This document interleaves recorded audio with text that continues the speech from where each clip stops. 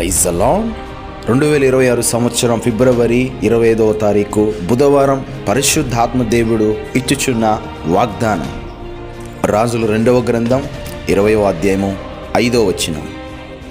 నీవు కన్నీళ్లు విడిచుట చూచి తిని నీ ప్రార్థన నేను అంగీకరించి ఉన్నాను, నేను నిన్ను బాగు చేసేదను.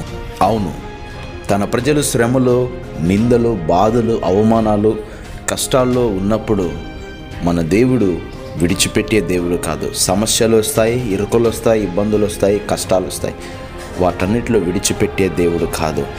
ఆయన వినే దేవుడు మాత్రమే కాదు, కన్నీరు తుడిచే దేవుడు. నీ కన్నీటిని నాట్యంగాను, మారాని మధురంగాను, నీటిన ద్రాక్షారసంగా, ఎండిపోయిన కర్రను చిగురింపచేసిన దేవుడు నీ దేవుడు. నీవు కన్నీరు విడుస్తూ కృంగిపోతూ మానసికంగా శారీరకంగా నలిగిపోతూ ఉంటే అలా నిన్ను విడిచిపెట్టి వెళ్ళిపోయే దేవుడు కాదు ఆయన.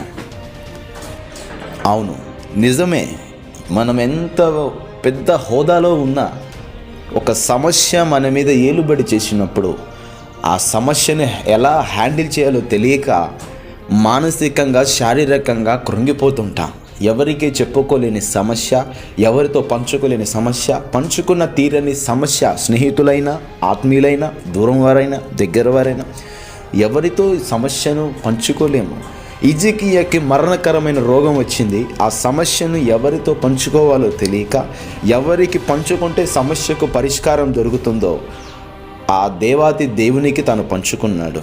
యెషయా ప్రవక్త హిజ్కియా వద్దకు వచ్చి, హిజ్కియా, నువ్వు చనిపోతున్నావు, దేవుడు నాకు బయలుపరిచాడు, నీకు చెప్పమన్నాడు అని చెప్పారు. ఆ మాట చెప్పి ఆ గుమ్మము దాటి వెళుతున్నాడు. యెషయా ప్రవక్త ఆ గుమ్మము దాటి వెళుతుండగానే హిజ్కియా పరుగున తన గృహానికి వెళ్ళి గోడ తట్టు తిరిగి ఒక చిన్న పిల్లుళ్ళగా ఏడ్చి ప్రార్థన చేసినప్పుడు దేవుడు హిజ్కియాతో స్పష్టంగా మాట్లాడుతున్నాడు.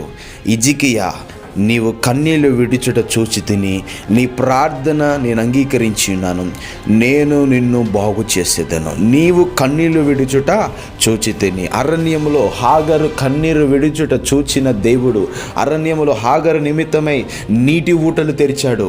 శక్తికి మించి కార్యాలు జరిగించగలిగిన దేవుడు మన దేవుడు. చూచే దేవుడు, వినే దేవుడు, ఆలకించే దేవుడు, బాగు చేసే దేవుడు మన దేవుడు.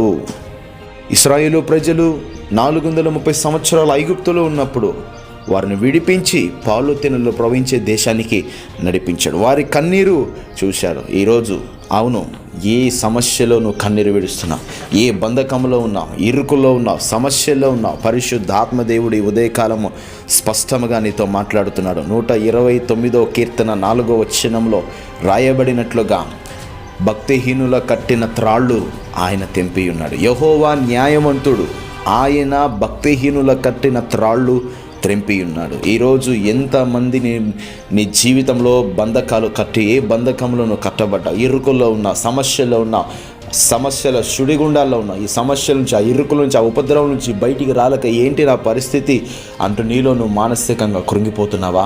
ప్రతి దైవ జనాంగమా, ప్రతి సహోదరి సహోదరుడా, నీ పరిస్థితి ఏదైనా కూడా మార్చగలిగిన దేవుడు నీ దేవుడు. పరిస్థితి ఆత్మీయులు, విశ్వాసంలో ఉన్నవారు పరిస్థితులను చూడరు, పరిస్థితులు మార్చే దేవుడిని చూస్తారు. అవును, హిజ్కియా చేసిన చిన్న ప్రార్థన హిజ్కియా ఆయుష్ పొడిగించే 15 సంవత్సరాలు హిజ్కియా ఆయుష్ను పొడిగించే విధంగా దేవుడు ప్రవక్తతో మాట్లాడాడు. ఏ ప్రవక్త అయితే చనిపోతావు అన్నాడో అదే ప్రవక్త తిరిగి నీవు 15 సంవత్సరాలు నువ్వు బ్రతుకుతావు, దేవుడు చెప్పమన్నాడు అన్నాడు. సో మొదటిసారి బ్యాడ్ న్యూస్, కానీ రెండవసారి వచ్చినప్పుడు గుడ్ న్యూస్తో మరి చెప్పినప్పుడు సంతోషం కలిగింది. హల్లెలూయా. మన తండ్రి యెహోవా ఆయన సన్నిధిలో మోకరించి మనం ప్రార్థించినప్పుడు మన దేవుడు అద్భుతాలు చేస్తాడు. ఈరోజు ఆ విధంగా మంచి తీర్మానంతో ప్రార్థనాపూర్వకంగా నీవు ఉన్నప్పుడు, నువ్వు వచ్చి రాని ప్రార్థన, చిన్న ప్రార్థన చేసినప్పుడు నీ ప్రార్థనని నీ జీవితంలో ఇటువంటి గొప్ప కార్యములు నా దేవుడు చేయునుగాక.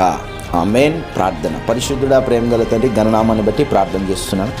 ఎంతమంది వాయిస్ వింటున్నారో, ఎంతమంది డైలీ ప్రామిస్లో, వాగ్దానంలో పాలు పొందుతున్నారు, వారిని, వారి కుటుంబాన్ని, వారి పిల్లల తరాలు దీవించబడిన గాక. ఈరోజు అయ్యా, వారి కార్చిన ప్రతి కన్నీటికి జవాబును, సంతోషము, ఆనందము, ఆహ్లాదము కలుగునుగాక. వారి దుఃఖ దినాలు సమాప్తమవునుగాక. శాంతి సమాధానాలతో నింపబడునుగాక. ఉద్యోగము, వ్యాపారము, గర్భఫలం విషయంలోను, వివాహ విషయంలో అన్నిటిలో అద్భుతం జరుగునుగాక. నీ ప్రవక్తగా అన్ని విషయంలో ప్రతి ఒక్కరిని ఆశీర్వదిస్తూ సమస్తముని చేతులకు అప్పగిస్తూ నజరేయుడైన యేసయ్య నామములో ప్రార్థించి అడుగుచున్నాము తండ్రి. ఆమేన్, ఆమేన్, ఆమేన్.